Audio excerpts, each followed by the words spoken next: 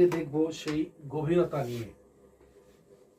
সত্যের বচন কি বলছে যোহন, আমরা দেখব যোহন 15:5 থেকে একটুখানি আমরা দেখে নেব। যোহনের 15:5 প্রথম ভার্সটা লিখে নিই, তারপর আমরা দেখব। যোহন 15:5 এখানে বলছে 1.1 5.1 এখানে বলছে I am the vine, মানে আমি হচ্ছি ভাইন। ঠিক আছে, দুয়ে কি বলছে you are branches, তাহলে ব্রাঞ্চেস কারা? আপনি আর আমি। ভাইন কে? প্রভু যিশু, সদা প্রভু। 3 নম্বর পয়েন্ট কি বলছে? those who remain in me, তাই না? 4 বলছে I in them, যারা প্রভুর মধ্যে রয়েছে এবং যারা আমার মধ্যে রয়েছে এবং আমি তাদের মধ্যে রয়েছি। পার্টিকুলার শ্রেণীর সেই বিষয় বলছি, যারা প্রভুতে রয়েছে, সবাই না। আমরা চার্চে যাচ্ছি, মণ্ডলে যাচ্ছি, সবকিছু রয়েছে, কিন্তু তার থেকেও গভীরে বলছে যারা আমাতে রয়েছে এবং আমি তাদের মধ্যে রয়েছি। 4, তারপর কি বলছে? 5 কি বলছে?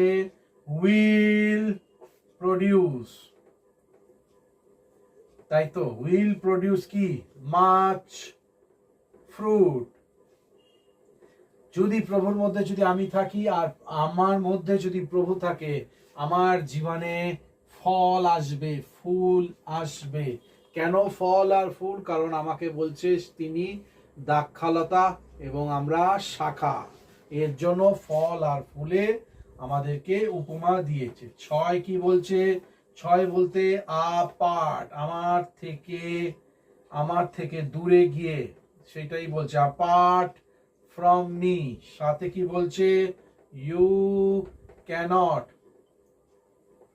you can do nothing, এই হয়েছে সত্য। এইবার আমরা দেখব, এখানে বলছে যোহনের 15:5 যে আমি শাখালতা, আমি দ্রাক্ষালতা আর আমরা হয়েছি শাখা। এইবার আমরা দেখে নেব তার মানেটা কি। ফেথ, প্রভু যিশুর মধ্যে বিশ্বাস রাখো, প্রভু যিশুর মধ্যে বিশ্বাস রাখো, ঠিক আছে, বুঝতে পারলাম। Faith in Jesus Christ only in his word, তার বচনের মধ্যে, প্রভুর মধ্যে বিশ্বাস মানে তার বাক্যকে মেনে চলা। তার বাক্যকে মেনে চলা মানে ইংরেজিতে ফলো মি, যেটা আমি প্রত্যেকটা বাইবেল স্টাডি ভিডিওর মধ্যে আমি বলতে থাকি। তারপর কি বলছে? ওবিডিয়েন্স মানে নিয়ম হিসেবে, ওবিডিয়েন্স মানে তার বচনকে মেনে চলা, তাই তো? ওবিডিয়েন্স যেইভাবে আমাদেরকে শেখাচ্ছে, টু হিজ ওয়ার্ড, বাক্য যেইভাবে বলছে সেইভাবে চলা। তারপর কি বলছে? গাইডেন্স কি? আমাদেরকে সেই পথে চলতে হবে। কোন পথে? তার বাক্য, ওয়ার্ড অফ গড, তাই না? 15 বলছে আমি দ্রাক্ষালতা, আমরা, সে হচ্ছে I am the vine, you are the branches, তাই না?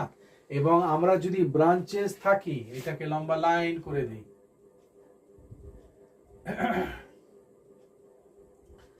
যদি থাকি তাহলে কি হবে আমাদের জীবনে? জিসাস দ্য সোর্স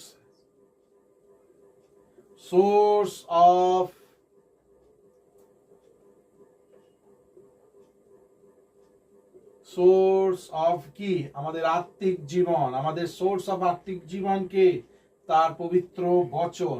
আমাদেরকে বলেছে চার্চে আসো, আমাদেরকে বলেছে চার্চের মধ্যে যুক্ত হও, আমাদেরকে বলা হয়েছে কোথায়? মেম্বারশিপ নাও, আমাদেরকে বলা হয়েছে রবিবারে আসো, সোমবারে আসো, বুধবারে আসো, সব ভালো, কিন্তু আমরা যেন চার্চ অ্যাক্টিভিটি, নিয়ম শৃঙ্খলার মধ্যে যদি না থাকি, যেন প্রভু যিশু তার বাক্যর মধ্যে আমরা যেন আঁকড়িয়ে থাকি। তারপর কি বলছে? ফর এভরিথিং কি বলছে? I have to come to him. সব কিছুর মধ্যে প্রভু যিশুর কাছে আমাকে আসতে হবে। এই হয়েছে মেন গাইডলাইন। তার মানে চার্চের মধ্যে যাওয়া মানে প্রভুর মধ্যে চলে আসা না। আমরা বাইবেল পড়ি কিসের জন্য? কাউকে বাক্য জানাবার জন্য, শেখাবার জন্য সেইটা পড়ি। সেইটা যেন না হয়, প্রতিদিন যেন ওয়ার্ড অফ গড যেন পড়ি, যেন নিয়ম ধারাবাহিক হিসাবে যেন পড়ি। তারপর এখানে কি বলছে? শাখা, ব্রাঞ্চেস। শাখা কি হয়েছে? শাখাকে আপনি এবং আমি, শাখা কি কোথায় থাকতে হবে? তার মধ্যে প্রভু যিশুর মধ্যে কানেক্টেড থাকতে হবে, প্রভু যিশুর মধ্যে আঁকড়িয়ে থাকতে হবে। প্রভু যিশু মানে কেউ তো দেখিনি প্রভু যিশুকে, তার মানে কি? Word of God. প্রভু যিশুর মধ্যে আঁকড়িয়ে থাকতে হবে, তাই তো? আর যখনই শাখা, তার সাথে সাথে কি বলছে? শাখার সাথে কি থাকে? জল। জলের সাথে গাছ দরকার। গাছের কি দরকার? জল। জলের সাথে কি দরকার? নিউট্রিশন বলতে যা যা কিছু একটা গাছকে প্রয়োজন দাঁড় করবার, গাছের প্রয়োজন ফুল ফল আসবার, তাকে নিয়মিত জল দিতে হবে, নিয়মিত খাদ্য দিতে হবে, এবং সে যেন জীবন্ত থাকে, তাই না? তাহলে শাখার পয়েন্ট কি? জল। জল হয়েছে তার পবিত্র বচন। নিউট্রিয়েন্ট আমার জীবনে যেন বাক্য এবং জীবন। বাক্য পড়বার পর সেই পবিত্র বচন আমার জীবন হবে, বাক্য। ঠিক আছে, তারপর কি বলছে? রিমেন ইন মি, আমার মধ্যে যেন যুক্ত থাকো। কার মধ্যে? চার্চের মধ্যে যুক্ত না। এর মধ্যে কোনো জায়গায় বলিনি চার্চের মধ্যে যুক্ত, এর মধ্যে কোনো জায়গায় বলিনি যে আমাকে কোনো সংস্থার সাথে বা মিনিস্ট্রির সাথে যুক্ত হতে হবে না। যিশু তার পবিত্র বচনের মধ্যে যুক্ত থাকতে বলেছে। এখানে কি বলছে? Remain in me. Very good. আমার মধ্যে রিমেন থাকতে বলেছে।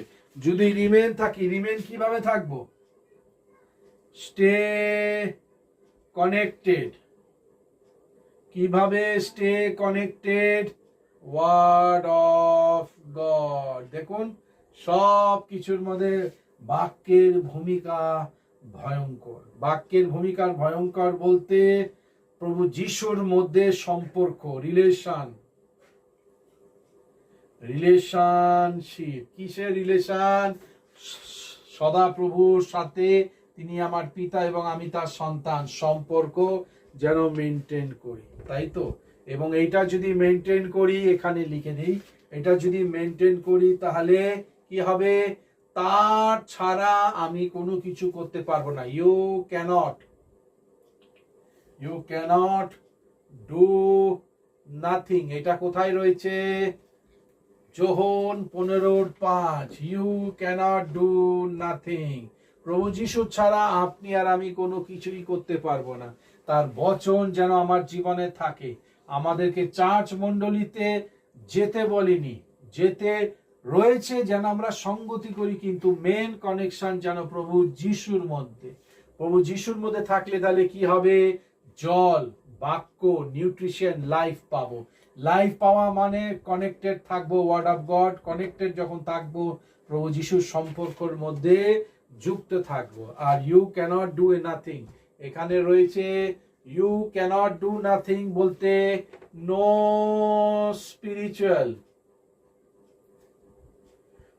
Spiritual life. 1 নম্বর, তোমার ঈশ্বর থেকে দূরে গেলে কি হবে?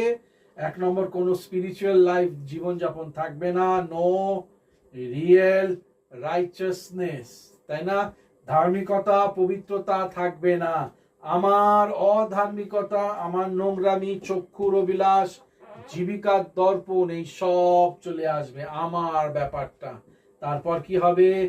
লাস্টিং ফ্রুট কিচ্ছু থাকবে না। তাহলে একটা ভার্সের 7খানা পয়েন্ট, 7খানা পয়েন্টের 1 2 3 4টে বিশ্লেষণ, যে যোহন 5-এর 5, তাই তো? এবং আমরা এবার দেখে নেই, এটাকে মুছে নেই, মুছবার পর দেখে নেব পেরিত 4-এর 12, পেরিত 4-এর 12, এই জায়গাটা মুছে দিলাম। এবার দেখবো পেরিতের 4-এর 12, এখানে লিখে দেই x 4 12, পেরিত 4-এর 12, এখানে কি বলছে? 12 12-র 1, এখানে কি বলছে? there is salvation, there is salvation, পরিত্রাণ, পরিত্রাণ কোথায়? 2-এ কি বলছে? no one else, no one else, কোনো কিছুর মধ্যে পরিত্রাণ নেই, ঠিক আছে, কোনো কিছুর মধ্যে পরিত্রাণ নেই। 3 কি বলছে? God has given, কোনো কিছুর মধ্যে পরিত্রাণ নেই। কিন্তু 4 বলছে অন্য কোনো নামের মধ্যে নেই, নেম, অন্য কোনো নামের মধ্যে নেই, God has given no other name, ঠিক আছে। 5 বলছে কি? আন্ডার হেভেন, আকাশের নিচে, আন্ডার হেভেন। 6 কি বলছে? By which we must be saved, আকাশের নিচে কোনো নাম নেই যেই নামে আমরা পরিত্রাণ পাই, সেই নাম কি? প্রভু যিশুর মধ্যে, তাই তো? এইটা হলো তাহলে 5-এর 15-র 5-এর বিশ্লেষণ। এটা মুছে দেই, এখানে জায়গা পেয়ে যাব। 4-এর 12, পেরিতে 4-এর 12-র বিশ্লেষণটা করে দিচ্ছি, তাহলেই বুঝে যাব যে আমাদেরকে কার সাথে যুক্ত হতে বলেছে। মণ্ডলী, মিনিস্ট্রি, পাস্টার, পাদ্রি, ফাদার, বিশপ, না প্রভু যিশুর সাথে? এটা বলছে there is salvation no one else, God has given no other name under heaven by which we must be saved, পরিত্রাণ কোনো কিছুর মধ্যে নেই, কিন্তু স্বর্গমণ্ডলীর নিচে একটাই নামের মধ্যে পরিত্রাণ দেওয়া হয়েছে, সেই নাম কি? যিশু। এই যে তার বিশ্লেষণ, পরিত্রাণ দেওয়া হয়েছে কোথায়? অনলি ফ্রম জিজাস, শুধুমাত্র প্রভু যিশুর মাধ্যমে। তারপর এখানে কি হচ্ছে? এখানে দিয়েছে যদি পরিত্রাণ যদি প্রভু যিশুর মাধ্যমে হয়, তাহলে নো হিউম্যান এফর্ট, আপনি যতই যা কিছু করুন, বলিদান করুন, নিজেকে তারপর উপবাস থাকুন, এই থাকুন, সেইটা থাকুন, এই পাহাড়ে যান, সেই পাহাড়ে যান, যেখানেই যান, শুধুমাত্র প্রভু যিশুর মধ্যে আমাদেরকে কি করা হয়েছে? প্রভু যিশুর মধ্যে আমাদের স্যালভেশন, পরিত্রাণ হয়েছে। তার মানে আমাদের মানব জাতির কাজ শূন্য, শুধু বিশ্বাস প্রভু যিশুর মধ্যে, বিশ্বাসের সাথে সাথে তার বাক্যকে মেনে চলা। তারপর এখানে কি বলছে? নো চার্চ, এইরকম চার্চে আমাদের যাওয়া দরকার যেখান থেকে আমি কিছু শিখছি। যদি চার্চে যাই, যদি ঈশ্বরের বিষয় না শিখি, বাক্যর বিশ্লেষণ যদি না শিখি, বাক্যের গভীরতার মধ্যে যদি না বুঝতে পারি, তার মানে চার্চ আমাকে ঠিক করে শেখাচ্ছে না। তারপর নো মিনিস্ট্রি, চার্চের সাথে সাথে মিনিস্ট্রিও আজকাল উড়ে উড়ে জুড়ে বসেছে, তো সেই মিনিস্ট্রির সাথে সাথে নো ফেলোশিপ,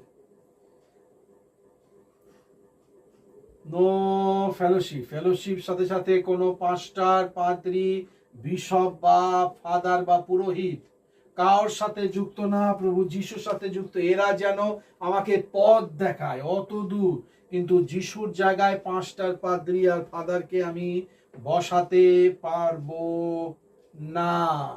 তারপর কি বলছে? অনলি থ্রু, যেটা আগে বলেছিলাম সেইটাই, through Christ, only through Christ and word of God, ঈশ্বরের পবিত্র বচন বাইবেল, হিজ অনলি নেম, তার নাম কি ক্যারি, তার নাম ক্যারি কি, দা পাওয়ার, শক্তি, টু সেভ, সেভ কাকে, মানব জাতিকে। অ্যাক্টস 4:12 এখানে বলেনি কোনো সংস্থা বা কোনো নিয়ম শৃঙ্খলার মধ্যে জুড়তে, কিন্তু প্রভু যিশুর মধ্যে, যে আকাশের নিচে একমাত্র নাম প্রভু যিশুর নামে জুড়তে। যখন জুড়বো তখন no human effort, no church, no ministry, no fellowship, no pastor, no bishop. তারপর বলছে through Jesus Christ and word of God his only name carries the power to save. তো সেই হয়েছে ব্যাপার। এইবার তার মানে কি বুঝলাম, যে আমি যে চার্চে যাব, বা চার্চে যাওয়ার পর আমাকে এইভাবে বলবে সেইভাবে বলবে, যে কোনো চার্চ যদি আমাকে যদি ঈশ্বরের কাছে যদি নিয়ে আসে, তাহলে আমি ঈশ্বরের দিকে যেন এগিয়ে আসি। আর ঈশ্বরের দিকে যদি এগিয়ে আসি, ঈশ্বরের বচনের মধ্যে আমরা যেন এগিয়ে চলতে পারি। আশা করি আমরা বুঝতে পেরেছি। প্রত্যেকটা ভ্রাত ও ভগ্নীগণের জীবনে তুমি আশীর্বাদ করো, সত্যটা আমরা যেন বুঝতে পারি। সবাইকে জয় যিশু, প্রেজ দ্য লর্ড।